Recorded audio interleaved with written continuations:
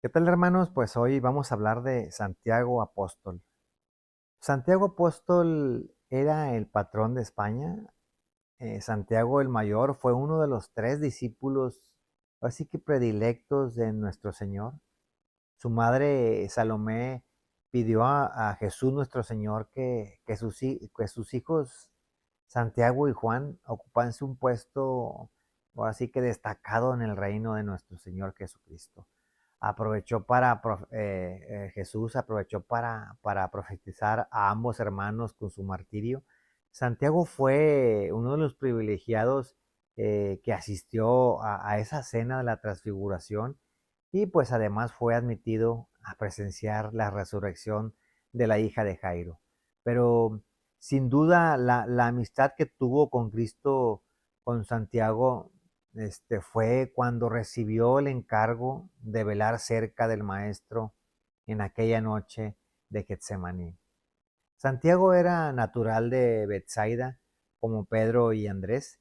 También como ellos, pues se dedicaban a la pesca en las aguas de este lago Genezaret, en compañía de su hermano Juan y de su padre Zebedeo.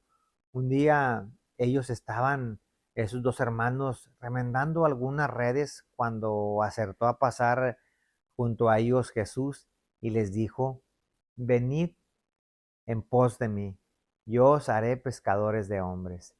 Y ellos, dejando aquellas redes y la familia, le siguieron impetuosamente y ardientes como ese rayo. Merecieron que el maestro les bautizase en el nombre de Boanerges, que quiere decir hijos del trueno. Cuando el Señor les preguntó si estaban dispuestos a beber ese cáliz, ellos contestaron de una: podemos. Desde entonces jamás desmintieron su palabra. Después de la resurrección de nuestro Señor, Santiago predicó el Evangelio en Judea, en Samaria, y según la venerable tradición también llegó a España por ahí del año 36, y piadosamente se cree que cuando el apóstol estaba más desfallecido, recibió ahora sí que la visita en carne mortal de la Virgen María, que aún vivía en Jerusalén. Esta sería la primera aparición mariana, ahora sí que reconocida, que tuvo en lugar de las orillas del río Hebrón.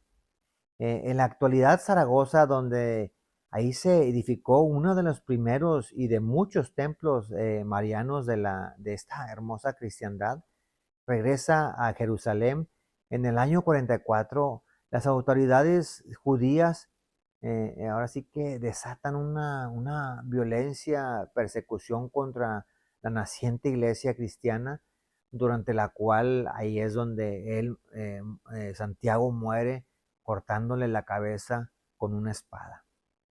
Sus discípulos recogen aquel cadáver y lo embarcan con dirección a Hispania a Romana. La nave que desembarcaba esa misteriosamente costa marítima gallega, donde entonces reinaba la reina Lupa. Informándoles de ello, la reina manda depositar su cadáver en un carro tirado por una yunta de bueyes, y misteriosamente lo llevan a su palacio situado en el monte, ese llamado Pico Sacro, donde al verlo se convierte y bautiza y ordena que su cuerpo sea enterrado donde los bueyes se separen y no puedan más tirar aquel carro. Cansados se paran definitivamente en ese lugar donde actualmente se encuentra la catedral compostelana. Los nativos excavan una tumba y ahí entierran su cadáver. Más o menos al principio del siglo IX, en el año 813, un ermitaño llamado Pelayo vio durante una noche una pequeña estrella que brillaba gradualmente sobre una colina rocosa.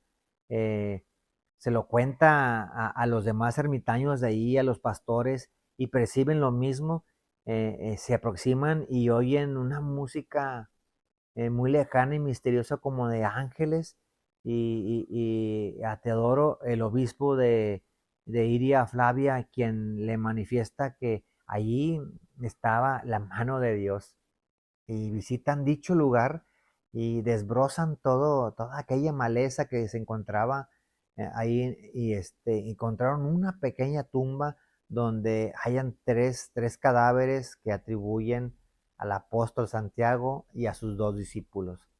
Comunican dicho hallazgo al rey Alfonso II el Casto. Desde Oviedo se traslada a ese mismo lugar, y el rey le manda levantar un pequeño templo de piedra y barro en honor a un pequeño monasterio para varones. El hallazgo de la reliquia de Santiago Apóstol así que produjo una enorme alegría y una gran esperanza en toda cristiandad, infundiendo una gran fuerza y un gran poder a los cristianos contra esa invasión islámica. El rey Alfonso II el Casto comunicaba dicha noticia al Papa León III, al que el emperador Carlomagno y monjes y laicos cristianos también que vienen a ver a esa tumba para implorarle esa protección, ese amparo y vida. Ellos en ese lugar de nacimiento de las peregrinaciones de Compostela hallan esa figura de aquel peregrino. Así que el patronazgo del apóstol Santiago sobre España se pierde en esta historia en el siglo VIII. Es un himno que exhalaba como patrón en el reino de Asturias los reyes católicos. En el siglo XV se refieren a él como luz del patrón de las Españas, espejo y guiador de todos los reyes.